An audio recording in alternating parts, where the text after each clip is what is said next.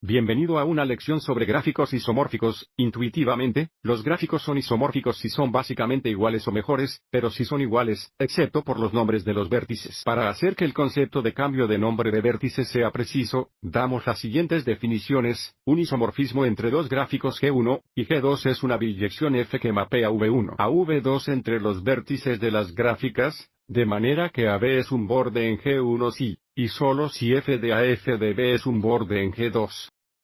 Recuerde que una biyección es una función que es tanto 1 a 1 como a 2.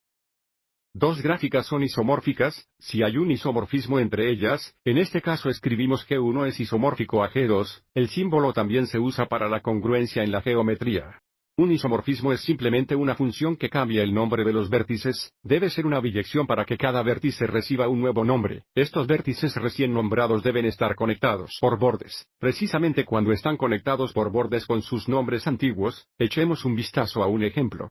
Decidir si las gráficas G1 y G2 son iguales o isomórficas. La gráfica G1 tiene vértices A, B, C y D, y bordes A, B, A, C, A, D y C, D. La gráfica de G2 tiene vértices A, B, C y D con aristas A, B, A, C, B, C, C, D. Analizando los conjuntos de bordes podemos ver que los dos gráficos no son iguales. El conjunto con los elementos A y D está en N1 y no está en N2. Sin embargo, ya que ambos gráficos contienen el mismo número de vértices y el mismo número de aristas, pueden ser isomórficos. Esto no es suficiente en la mayoría de los casos, pero es un buen comienzo. Un mejor comienzo sería analizar los dos gráficos que se muestran a continuación. Es posible que desee pausar el video y verificar estos dos gráficos para verificar los gráficos. Verificaremos los vértices y los bordes mirando los gráficos. Deberíamos ser capaces de determinar un isomorfismo, así que para el siguiente paso tratamos de construir un isomorfismo. Para comenzar,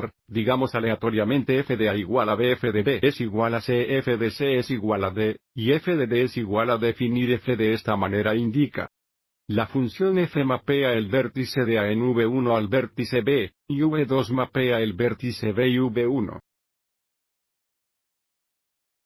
al vértice C y V2 mapea el vértice C, y V1 al vértice D, y V2 y finalmente la función mapea el vértice de V1 al vértice A, y V2. Esto es definitivamente una biyección, pero para asegurarnos de que la función es un isomorfismo debemos asegurarnos de que respeta la relación de aristas. Para hacer esto comenzamos con el conjunto de aristas E1 y aplicamos el isomorfismo propuesto.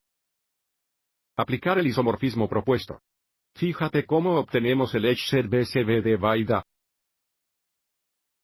Observe que la B y la C en este primer conjunto de bordes provienen de F de A, y F de B. El segundo conjunto de bordes de B proviene de F de A y F de C y así sucesivamente. Y ahora, si tenemos un isomorfismo, este conjunto de bordes debe coincidir con el conjunto de bordes E2 y observe cómo tenemos un problema. Observe que el conjunto de bordes bajo el isomorfismo propuesto tiene el borde BD, y BD no es un borde en la gráfica de G2 o no es un borde establecido en E2. Esto indica que F no es un isomorfismo. No toda esperanza está perdida. Sin embargo, solo porque F no es un isomorfismo no significa que no haya isomorfismo en absoluto. Podemos volver a intentarlo en este punto. Podría ser útil dibujar el gráfico para ver cómo deberían coinciden, y yo diría que siempre deberíamos empezar por mirar las gráficas para ver cómo coinciden los vértices, por lo que analizamos las gráficas de G1 y G2. Observe el vértice A en G1. Coincide con el vértice C y G2. El vértice B en G1 coincide con el vértice D en G2. El vértice C en G1 coincide con el vértice A y G2 y el vértice D y G1 coincide con el vértice B en G2, así que ahora construye la biyección G que mapea V1 a V2 definiendo G de A igual a C, G de B igual a D, G de C igual a A y G de D es igual a B. Ahora quiero mencionar que puede haber más de un isomorfismo, y nuevamente tenemos que comprobar si esto realmente es un isomorfismo. Definitivamente es una biyección, pero debemos asegurarnos de que se respeten los bordes, por lo que nuevamente los cuatro bordes en G1 están dados por E1 y ahora aplicamos la propuesta. Isomorfismo que nos da el aviso de conjunto de bordes resultante C, de vino de G de 1, G de B C, A vino de G de 1, G de C y así sucesivamente, y ahora comparando el conjunto de bordes bajo el isomorfismo propuesto al conjunto E-T-G2 o al conjunto E2. Observe que ambos contienen el borde CD. Ambos contienen el borde K o A, que recuerda que el orden no importa, ambos contienen el borde CD o el borde BC, y ambos contienen el borde BA o el borde AB.